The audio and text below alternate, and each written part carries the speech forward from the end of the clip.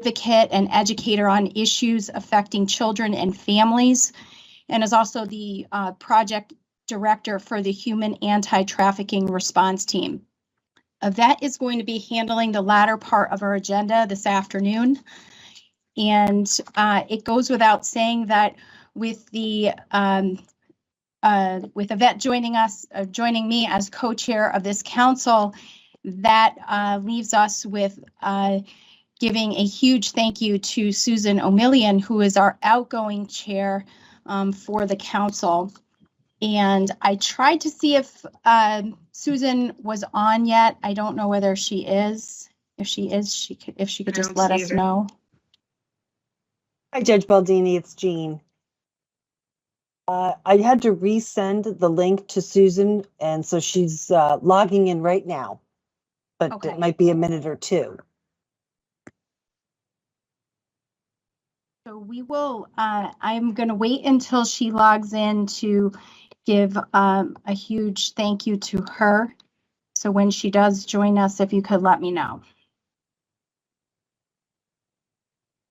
So as we wait for that to happen, we are now sort of with a lot of new members. By statute, we have people joining us for new 4-year terms.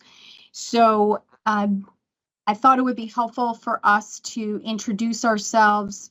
If we could just quickly just state our names and the organization that we're from, that would be great. So I'll start. I'm Laura Baldini. I'm a Superior Court judge, and I'm the co-chair of the council. Yvette, do you want to do your introduction? Hello, everyone. As Judge Baldini mentioned, I'm Yvette Young, the new co-chair for this committee, and I'm an associate vice president for programs and advocacy at the Village for Families and Children.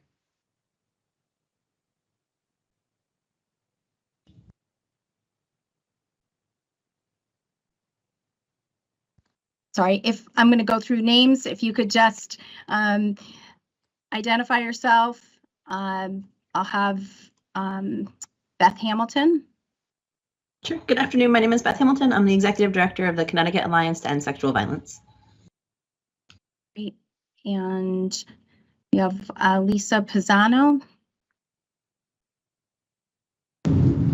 Hi, everyone. My apologies. Teams decided to do an update for me. My name is Jessica Pisano. I am the Director of Intimate Services with Survivors of Homicide.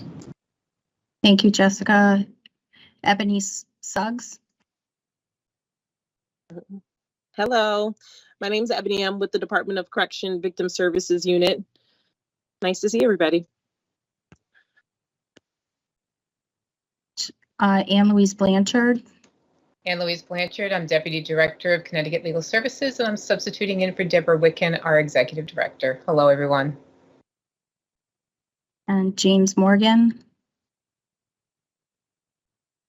Good afternoon, everyone. I'm James Morgan. I'm the Program Manager here at the Office of Victim Services. Lisa D'Angelo. Good afternoon, everyone. My name is Lisa D'Angelo, and I'm with the Division of Criminal Justice. Michael Snyder.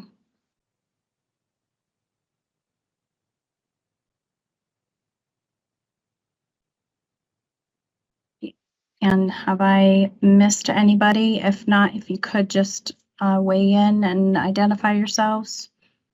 Hello, I'm Irene Michael, and I'm a commissioner with the Office of Victim Services. Thank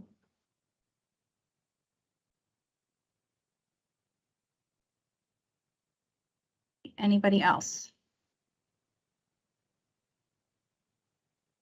And do we have Susan on yet? Right, no response. So we'll just keep moving through the agenda until such time as we do have Susan's presence. So next agenda item is the approval of minutes. We have two things to approve. One is the April 12th, 2022 meeting minutes. And those minutes were sent on September 28, 2022. May I have a motion to approve those minutes?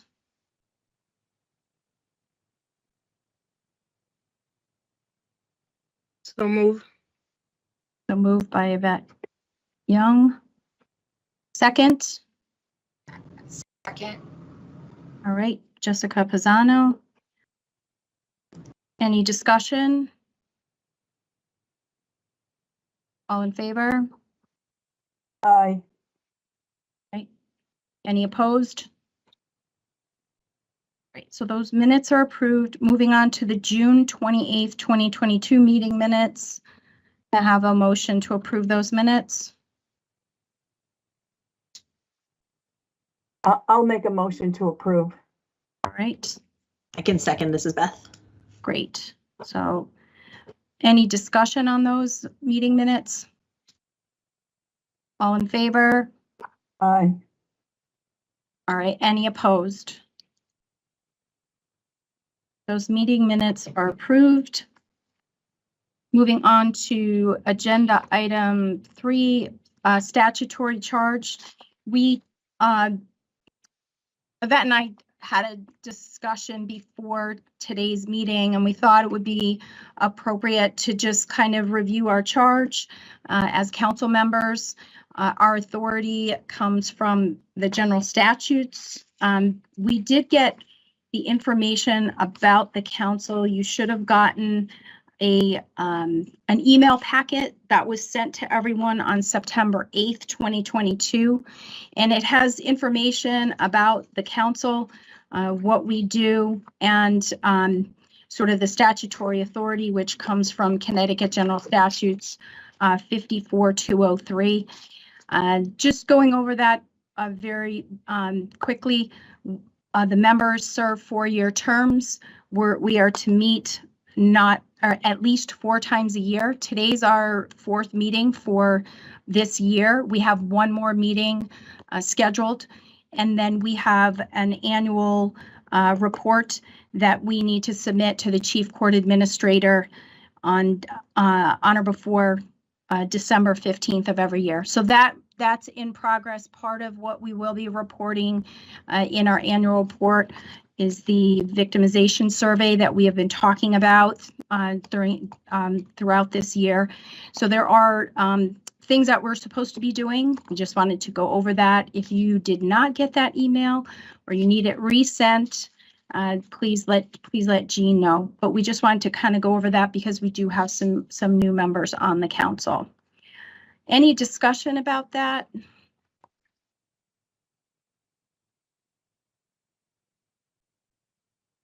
We have a very quiet group this afternoon. It must be the weather. So having gone over the minutes, having gone over the statutory charge, we are moving to and jumping over agenda item number 4, which is the victimization survey update.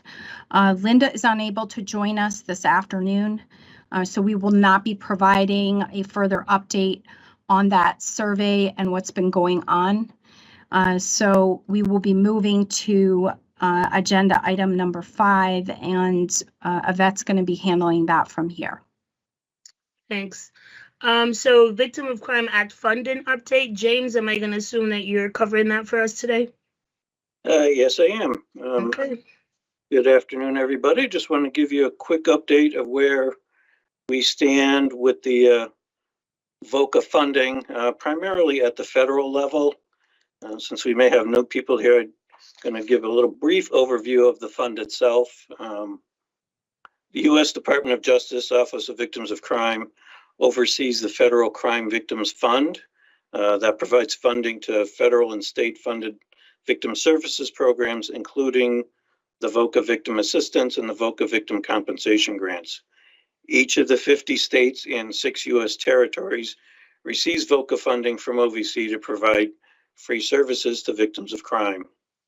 Now, at the beginning of federal fiscal year 2018, the fund balance in the fund was over $13 billion. But over the last 4 federal fiscal years, deposits into the fund have decreased. And at the start of federal fiscal year 2022, the fund balance was down to $3 billion.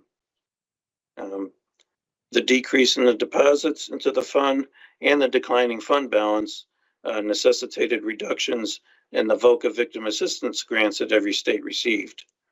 And so, for example, in federal fiscal year 21, our victim assistance grant was 11.7 million, which was a 67% reduction from our 2018 award of 36 million.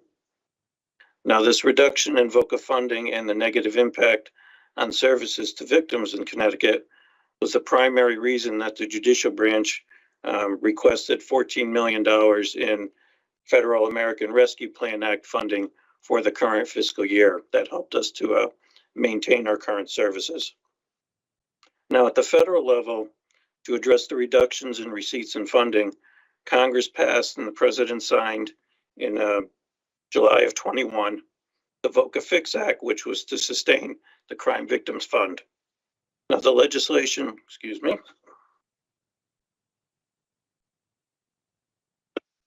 legislation was intended to direct into the fund federal criminal settlements from non-prosecution and deferred prosecution agreements that previously went directly to the U.S. Treasury.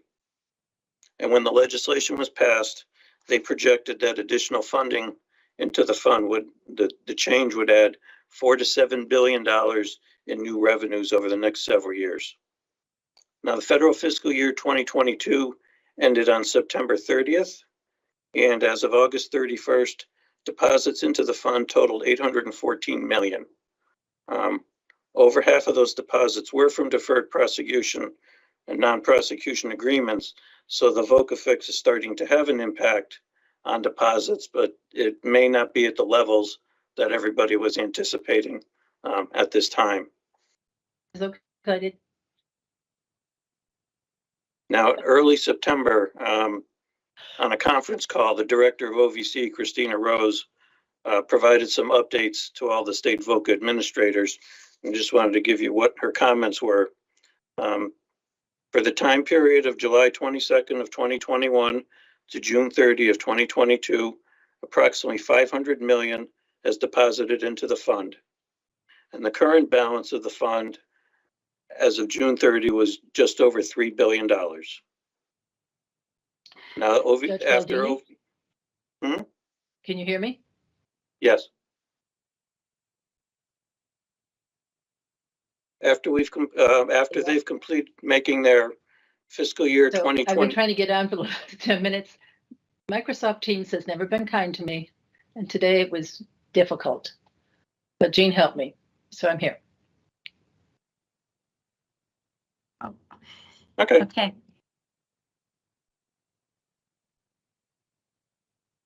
Okay. So the fund, so they have over $3 billion in deposits and collections. And after they've completed making their 2022 disbursements, they're anticipating that the balance of the fund as of October 1st will be between 1.1 and $1.3 billion.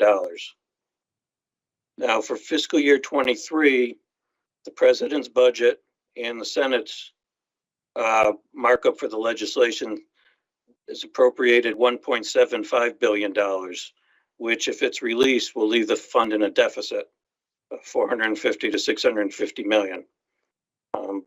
She's saying it's possible that receipts over the coming year will enable us to meet the cap, but she's saying it's impossible to predict the future. So I don't know where this will actually leave us going forward in 2023, if they'll reduce the appropriation down to what the fund balance is, or if they'll delay releasing it until enough revenues come in. But this is where the fund stands, that it could potentially be in a deficit next year.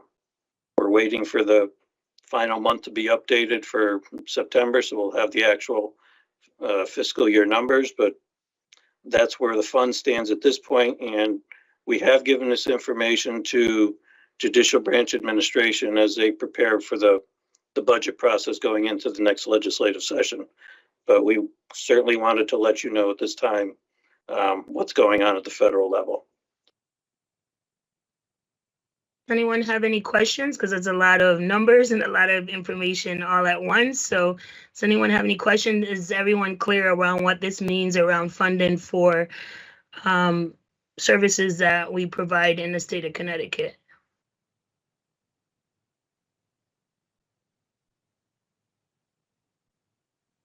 No questions, no comments?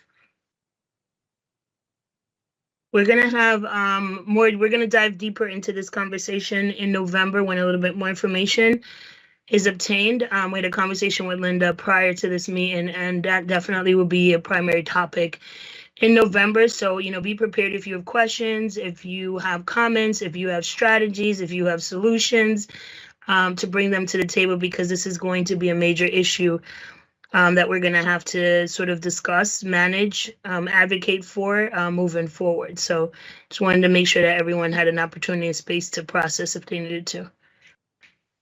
Great.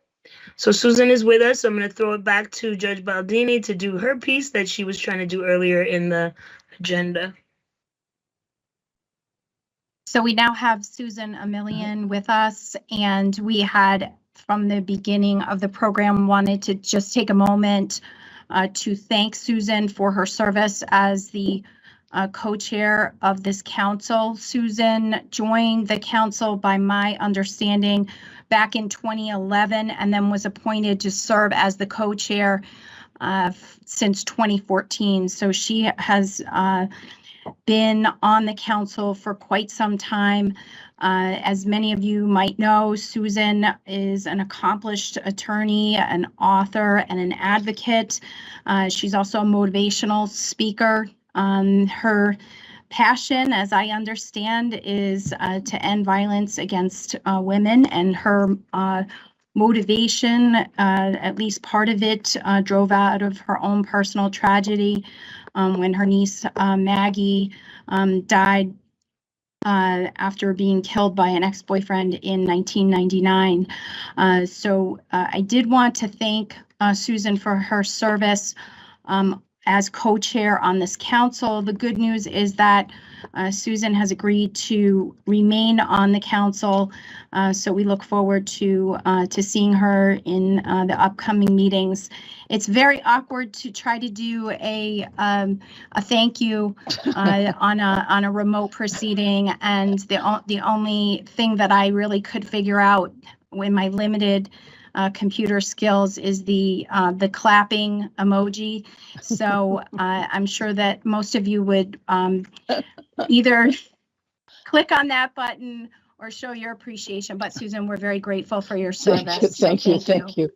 Thank you. And I'm sorry I came in abruptly without any kind of, but for some reason Microsoft Teams has never been happy with me. So I couldn't even get on at all.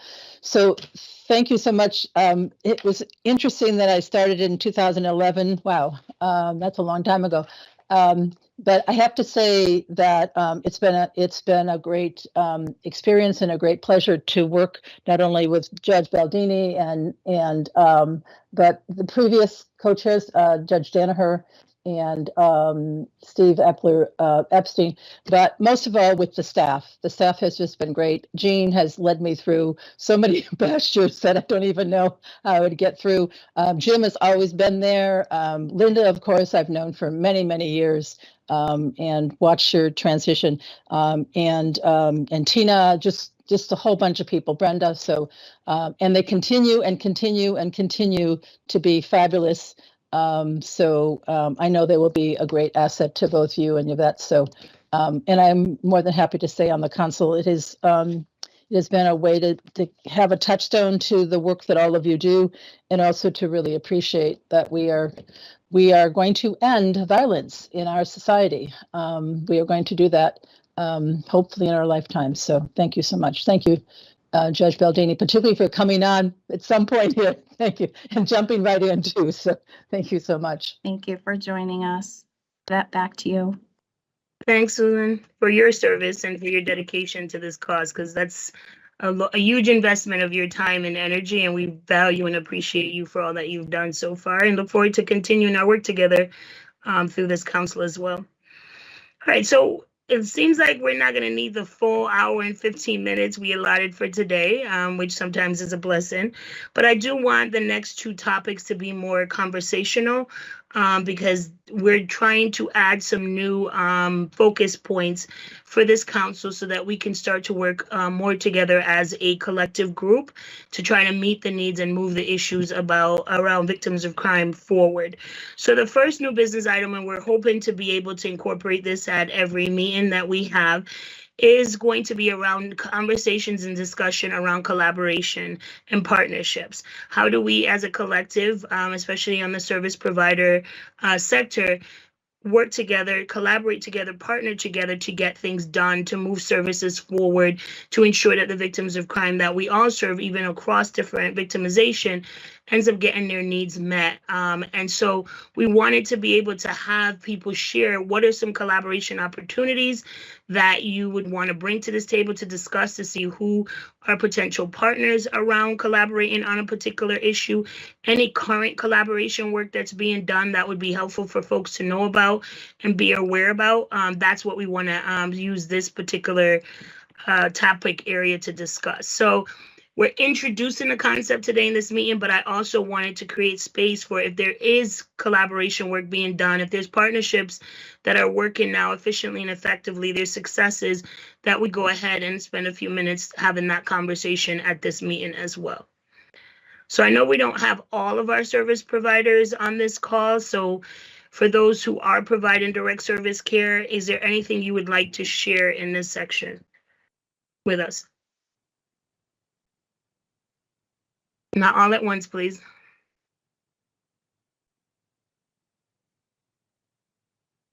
I can share that one of the things that I've been doing in the last 6 months or so, many of you know I've run a workshop for many years called My Avenging Angel that has been working with victims of domestic violence, sexual assault, abuse in general, women, helping them move on after abuse. So I just did a training last June, the beginning of the summer, for CCADV and the Alliance, introducing a bit to the work I'm doing. I am rolling out probably in the next 6 months or so. What's April? Is that 6 months? Something like that. A train the trainer program. I really want to see if this, what I've been doing for the last 20 years, which I think has been fairly successful. The women can tell you that better than I can. The women who've come through my program, to see if we can integrate it more into the victim services system. I think it's the piece that's kind of missing, the moving on, the healing process. So I'm actually looking for collaborations. I have worked with Beth Hamilton and the Alliance, and also with Megan at CCADV and a number of CCADV programs. So I'm just putting it out there. I'd love to have that conversation.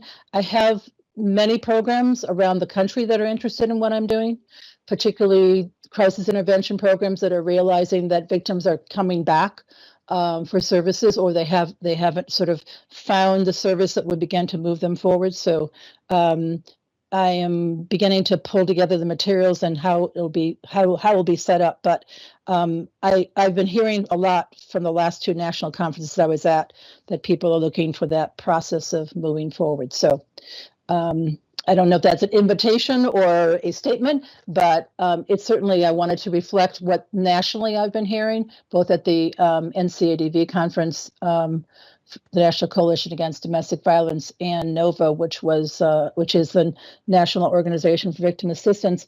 They particularly spotlighted some issues around military, around veterans, around indigenous tribes, areas that are really, and then the whole diversity, the serving people, women of color, and also lesbian and gay and trans stuff. So it's out there, and I think it'd be great to sort of pull together a collaboration here in Connecticut around where the services need to go, in particular the piece of moving on and healing. I call it thriving. That's the word I use. But for a lot of women, they feel like they're out and they're beyond the crisis, but they haven't had the capacity themselves to move on. So I've seen the women in my groups do amazing things, go back to school and start new jobs and start businesses, and but they need the help to do that. So anyways, that's my sort of pitch. Thank you. Thanks, Susan. That was a really good example collaboration. So what is it that exactly you would want folks to do? Reach out to you directly, and so you guys can have a conversation? What kind of service providers are you looking for to potentially partner with? Any other additional details would be helpful. Okay, I can do it real quick, but right now I've been working mostly with domestic violence and sexual assault crisis intervention services. Today I was talking to a clinician in private practice who works a lot with women who are coming through domestic violence and sexual assault. And I've also found that some programs that are dealing more just with trauma in general, like survivors, because I'm a survivor of homicide, that trauma. I haven't gone into that area so much, but mostly have worked with women. I also have had a number of male survivors who have asked me if they could join the workshop, which I don't feel comfortable about mixing men and women for other reasons, just because of their background. But particularly male sexual assault survivors have approached me. I've also done some work in prisons, both men's and women's prisons, where, of course, the trauma histories are huge. And some of them are there for domestic violence, either as offenders or victims. So it's kind of a range of people. And the object, I think the connecting tissue of all this is that we haven't moved the system or the services enough to really help people, men and women, who are survivors to keep pushing forward and not come back. I had 2 different programs tell me recently. One woman told me, as the executive director of a program, she came on board in the last little bit, this is not in Connecticut, that she's noticed there's women who have continued in the program for almost 20 years and they're not doing very well, but they sort of cling to the crisis intervention services. And she thought this might be a model that would help her. I've also talked to people that have, other executive directors have told me that they've been working in the program for 20 years. They're now seeing the grown children of the women they worked with 20 years ago who haven't broken the cycle in their own family. So that's just sort of that's the evidence, I guess. I don't know exactly what the practice is, but I think I have a piece of it, or at least I have experience that can elucidate some pieces of it. And I do have materials that seem to have worked. So I'm just, that's sort of where I am right now. That's the evidence. That's what I have to bring. And when people hear what I do, they sort of respond in that way. Yeah, there's something that would be really helpful. And I think it's prevention. I think it's actually a prevention kind of thing. So it may not be primary prevention to say to the women and the men that you can't, to help them not get into an abusive relationship or to prevent a sexual assault, but it is prevention to not go back and not to be repeat. And so I guess in the public health arena, that's not primary prevention, but what they call tertiary. So I haven't really explored that in terms of funding, but I think many people today who are in the public who are recognizing that we haven't, particularly in COVID time, that this is still a major problem in our society. So how can we keep preventing at various levels? And that's what I'm interested in, and what the work I've been doing, I think, informs in some ways, but I think there's a lot more we could certainly do. That is probably more than you wanted. You gave me a forum, and today's the day. So thank you so much. Any thoughts? Yeah, please let me know. I'm gathering thoughts and ideas and materials. So thank you. Well, thanks, Susan, for sharing that, because there's definitely an opportunity for cross collaboration. Anyone has any questions about that particular project, or anyone else have some collaboration partnership work that they're doing that would be helpful for the rest of us to be aware of? Actually, we do. So the registration actually officially opened yesterday afternoon. On October 20th, conference is going to start at 9 o'clock. We're going to be in partnership with several speakers, holding a conference at the Marriott in Cromwell on Seavith Drive. And the name of the conference is going to be Building Bridges with Survivors of Homicide in the Criminal Justice System. It'll be a full-day conference. We're going to have main speakers as well as a variety of breakout sessions as well. Breakout sessions will include what goes into prosecution plea deals regarding murder trials, about cold cases, as well as having some of our members speaking about their grieving process and sharing their stories as well. Kind of the goal of this whole conference is to not only teach people about our services, but also doing, collaboration sessions with the victims that are sharing their grieving process and their experiences. And we're hoping to enable a collaborative forum for networking, sharing challenges, and identifying opportunities. Currently is also, in addition to some of our members who will be speaking, we're also going to have Wyndham State's Attorney Ann Mahoney will be joining us. Attorney Kevin Lawler will be joining us, John Fahey. We'll also have a professor from Dr. James Sutton from Hobart and William Smith Colleges, and the New Haven Assistant Police Chief David Zinelli will all be speakers at our conference. It'll be free, and I can send out a flyer to people, or I can send it over to Jean that has all the registration information and things that are available. Like I said, it is free, and it's we're really trying to gear it towards law enforcement, those in the court system, criminal justice system, as well as survivors of crime as well. And our goal is, it's not going to be a PowerPoint conference type of day. We're really trying to get some interactive conversation and sharing going on with people. And our goal is to, build those bridges and to help people feel more comfortable in working with and speaking with secondary survivors of homicide. Thanks, Jessica. That sounds awesome. Thanks for sharing that. Anyone else? Collaboration, partnership, anything you want to share with the council?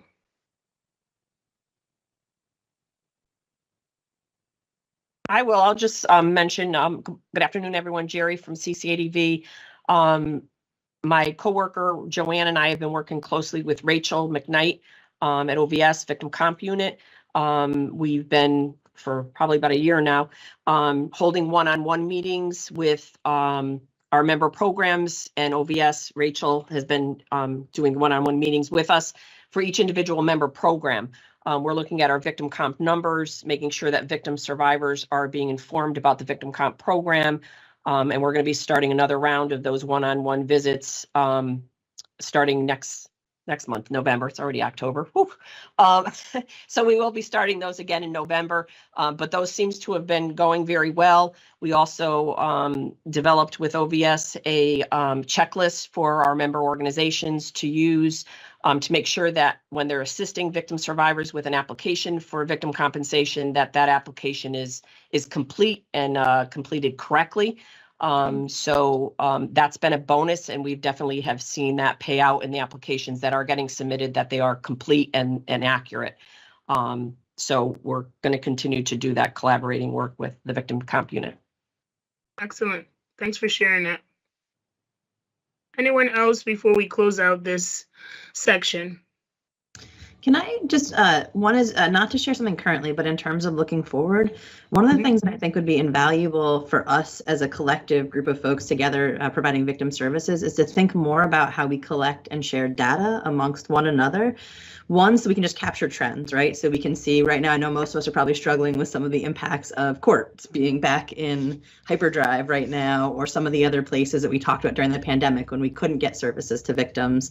I know that funding has been a great way that we've been able to sort of come together and collaborate and advocate, but I wonder if there are other ways that we can think about making sure that there's sort of consistent threads that we're sharing information, but also so that when there is something that's impacting most of the survivors that we work with across the different the disciplines that we work in, that we have an ability to collectively identify what those issues are and then share them, right? Go to our state's victim advocate, go to commissioners, go to folks at the state, and be able to kind of show our receipts and do that across all of our different victim service agencies. So it's one of the things I would love to see going forward. I think we all do different stuff, but likely are working with many of the same victims and survivors. And so it's a place that we really could have a much stronger voice and unified voice to go, and both if we found great successes that we want to capitalize on and share, but also when we have challenges that are happening across the state, it's a way for us to then be able to collect information and share it with others to ask for things to change or different policies or practices to be put into place.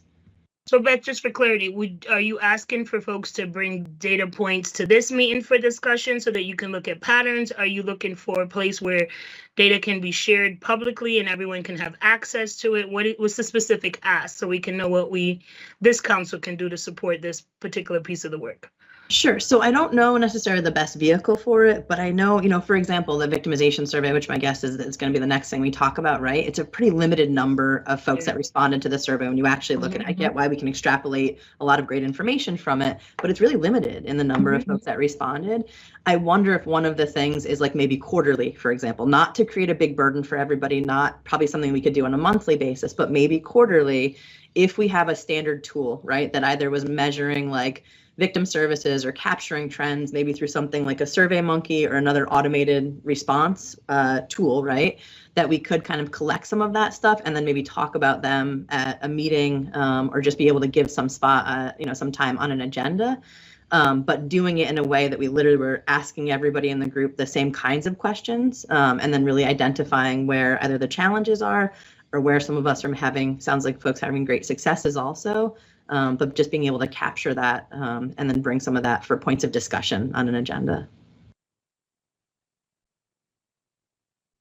Okay, no, I think this is a really good ask, and I think it is a great way for us to sort of unify as a collective. Because one of the reasons why collaboration is on here is that we do have to have a better understanding of how the whole system is working. And then how do we work together as a collective to make sure that the victims' needs are being met?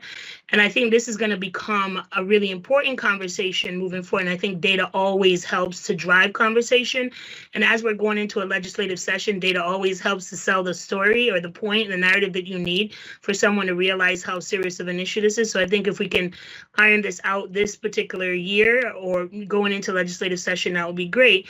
But I think what we heard when James did his report out around the money and the fact that the resources financially from the federal government is drying up, how are we going to, as a state, fund these services, but how are we as a state going to work together collectively to ensure that we use the resources that we do have to the best of our abilities, right? And that we're not necessarily either duplicating services or using resources in a way that is not beneficial or helpful to victims of crime. So thank you, Beth, for sharing that, because I think, that's another way for us to be able to focus the conversation around what collaboration and partnerships look like. How do we share our stories to be able to have a bigger presence and a more collective voice at the table rather than just siloed discussions that often tends to happen around this work. So we'll talk to Judge Baldini and myself. We'll talk to Linda. We'll see, what makes the most sense. How can we get this data in front of everyone so we can start having those robust conversations? So I appreciate that feedback. All right. So since collaboration and what we wanted to say is, think about it. We meet again in November. It's a quick turnaround. But think about collaboration partnerships, something you might not have even realized you were doing. It might be something you've been doing for years, because what we really want is for folks to start to be able to share what they're doing so others may say, wow, that's a great idea. I think our program would be a good fit for that. Or, oh, we didn't think about that partnership. That's a really good idea. Maybe we can, use that. So we want to be able to help support each other through this council to ultimately support victims of crime, because that's our target population for this council. So think about that. If it's not the next meeting, then the meeting after that, really let us come together and support each other by sharing how we can partner better together to do this work. The other pieces that we're going to continue is that we want to hear from, the different service providers. So having those presentations at the quarterly meeting is something we want to continue to do. We'll decide behind the scenes, which services have we not heard from in the last year or two, and how do we get those voices to present and to learn more about those service provisions. So we'll do some work behind the scene, but hopefully starting in when is our next meeting? Typically February. We'll be able to start November? No, after the November one. I'm thinking in the new year, because we wouldn't have enough time for the November one because it's a month away.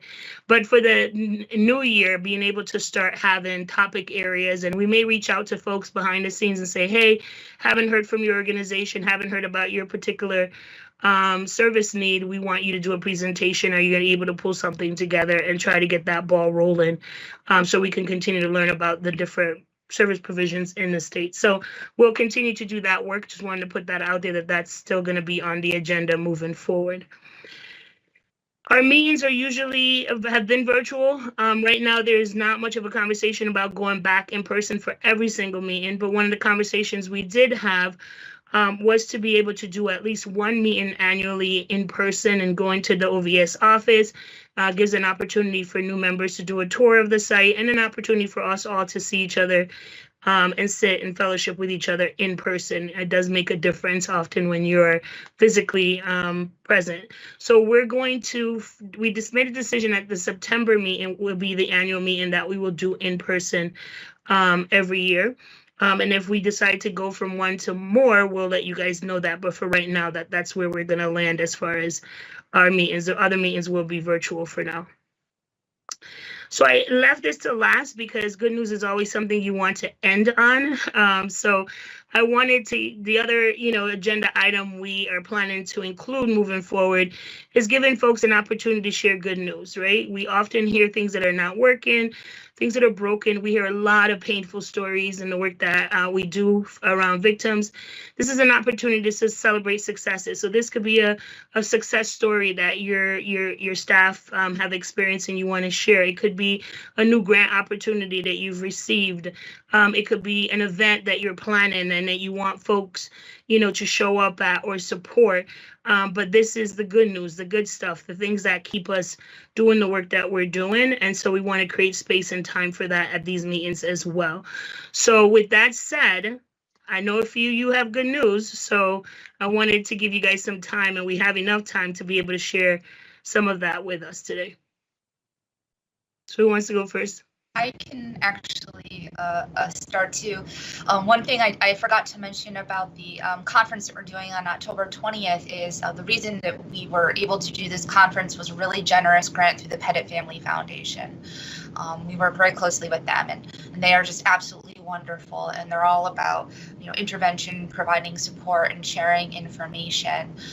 The other good news, and this was actually a huge surprise for us, in the probably early summer, late spring, we applied for a grant through the Ballin Foundation. And what it is that it's an organization that works with really tough topics. They do everything from child abuse. They work with agencies to provide services to secondary survivors. Mr. Ballin's an ex-Navy SEAL, and he found out that he really had a knack for doing YouTube videos, and he's become famous for it and made money. And in turn, he started this foundation to be able to help people and help agencies that provide services for violent crime. And we were really lucky that we were just able to get a grant through them that will help us pay for our court meal support program that we do with our membership. So that was really kind of surprising and very helpful for us to know that we can continue to do this for probably the next few years. We'll have enough money to continue to do this. It's definitely good news. Thanks for sharing that. That's awesome. Others?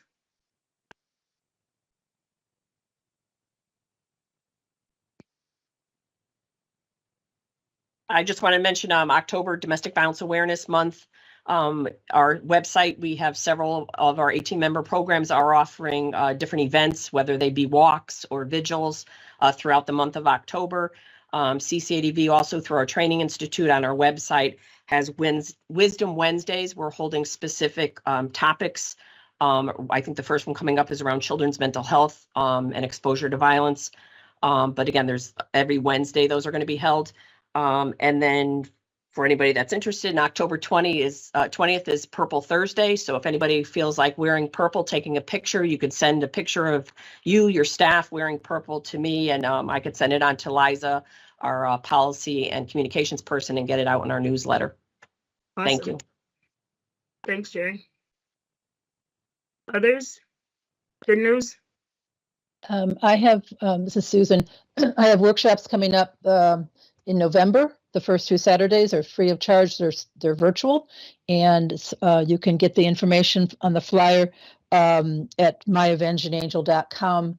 There are 2 sessions. They're for survivors and I don't have them tell their story, make sure they're safe and that they need a referral back to a crisis intervention program, I will do that. But it's open, and more information is at that website.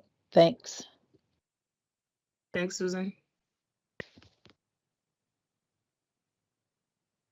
Anyone else? Good news, upcoming events? Beth, I'm looking at you. Sorry, we're like the registration's closed, so I'm like, I don't know if I said it on Friday because we have for the first time in several years our annual breakfast coming up. I cannot invite more of you because we've already made all the final plans, so it feels funny telling you that now. But we would love in future iterations of it to be able to host folks. We were talking about this when we came on. I think for us, we're just delighted to be back in company with other folks. I am somebody who I think really missed personally a lot of those connections, and I think it hurt our work, quite frankly. So I think for us, that ability to collaborate, share space with folks, hug our colleagues that we have dearly missed is something that we're most looking forward to, and certainly this week, but also just in the coming months. That was good news that you sold out. Yeah. Registration is closed. One of the things, oh, go ahead, hon. This is Lisa from the Division of Criminal Justice. So recently the division has formed the Office of Ethics and Professional Standards. I've transferred from New Haven to Rocky Hill, where I'm leading that new unit. So what I can say is that I know I've worked with some of you in the past when I was in New Haven about trainings, but I would love to collaborate with you going forward. If there's anything either that we can do for you and your agencies as by way of trainings or vice versa, coming in and you can have prosecutors, inspectors, investigators as an audience just to let us know a little bit about what you do and let them know throughout the state what you do in your agencies. That would be great. So I look forward to that collaboration. This is my first meeting. I'm a brand new member, so thank you, and I look forward to working with everyone. Lisa, is there certain trainings that you guys do offer? Could you give us a quick summary of some of the trainings that you do? So I just got to the spot at the end of July. So this is brand new to me. So what we have done is we've done a Bailey seminar for law enforcement about updates. We have a boot camp for new prosecutors coming up in December. We have some legal training coming up for police officers. I have had in the past in New Haven, we had a 3-hour training from victim services providers. Ebony was actually a speaker. We had OBS there and some other agencies. Through various trainings throughout the years there as well. So any kind of information that you think could benefit prosecutors, inspectors, investigators out in the field who are working with OBS and family violence victims advocates and victims sometimes directly, that would be, I think, very helpful and well received. Excellent. Thank you. Great opportunity. I was about to share that last week. I think it was last week. I'm losing track of time now, but there was a premiere, one of those special premieres that happen for documentaries that are being released.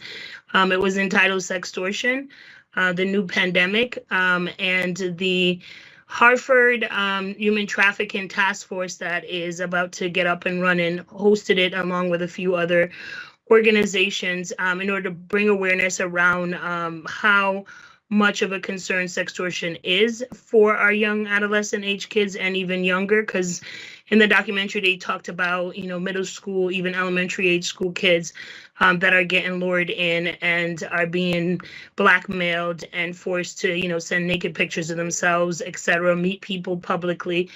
So it's a major issue, and they did a really good job with this documentary, really shedding light on the concerns, the victims' perspectives, survivors' perspectives, parents of children who have been lured in, prosecution, and how that process worked in one particular case. So I highly recommend it. The release date, I think, was the 1st of October. They were doing a couple of premieres and then it was going to get released widely. So if you have an opportunity to check that out, that would be a great thing to do. Or if you want to do an event where you show the documentary and have some discussion or panel discussion, that's always a great opportunity to get these types of messages out there. So Sextortion, the New Epidemic, you could Google it if you're interested in that particular topic area. And I think it's one of those crimes that definitely cuts across a lot of the providers that we work with through this council. So wanted to make sure that I shared that with you guys. Anything else? Any last minute burning good news? Want to feel good in my spirit at the end of this meeting. So anything that is just, whoo, you just could not contain yourself. You had to share it today or you were going to burst. Kind of celebration. I already spoke, but actually, if it's okay, first I want to, Lisa, nice meeting you. I worked with Gail Hardy. She and I facilitate a quarterly domestic violence prosecutor roundtable meeting. And I was just reaching out to her last week. I had a conversation around some training for that group. So I look forward. I'm sure she's going to reach out to you specific around expert witness. Because I know our advocates have had a lot of requests for names for expert witness in domestic violence cases. I'm sure people have in other areas as well. So I look forward to working with you. Thank you, Jerry. And just to follow up as well with you, Yvette, just so we host a lot of trainings, but we tailor our training. So if you have an organization that needs like even some type of intro to our criminal justice system or what the process is when a victim comes through the system or maybe meeting prosecutors from different jurisdictions, we can also facilitate that. We're very flexible as to what trainings we offer. And then also any trainings that you hold, if you want to email me the information, like Jessica, we do have that event that you have coming up. Ann Mahoney did forward me my light keeps going off, the flyer, and I'm going to get that out to everyone in the division to attend. But any information that you think prosecutors or inspectors, investigators would be helpful for them to attend, feel free to forward me and I can get that information out to them so that they are aware of it. So I think it's really important. Just training is important in general, but especially, in this area, we're looking for more training. So thank you. Thanks, Lisa. I'll definitely reach out to you. We have a training director here at the Village, and we're always looking for different types of training that can help clinicians or case managers help support the clients that come through, and they have a multitude of issues that, other than their mental health issues, that they're often having to deal with. So if there's someone that's, involved in the system in any way, being able to have our clinicians or our case managers have those conversations with them, help guide them or send them to the right places for support, that would be a benefit. So I'll send you an email afterwards and we'll try to connect to make sure that happens. Thank you. Great. If there's nothing else, I'm not going to keep you. I mean, we could sit here and look at each other for the next 20 minutes and just have a Zen moment. I could play some music, could do whatever you guys need, but I'm sure you're all busy and have work to go get done like myself. So we're going to definitely end it. Judge Baldini, is there anything that you have last minute before we say our farewells? No, just thank you to everyone for all of your contributions to today's meeting. All right. I look forward to seeing you guys in November. Thank you. Take care, everyone. Take care, everyone. Thank you. Bye. Bye-bye.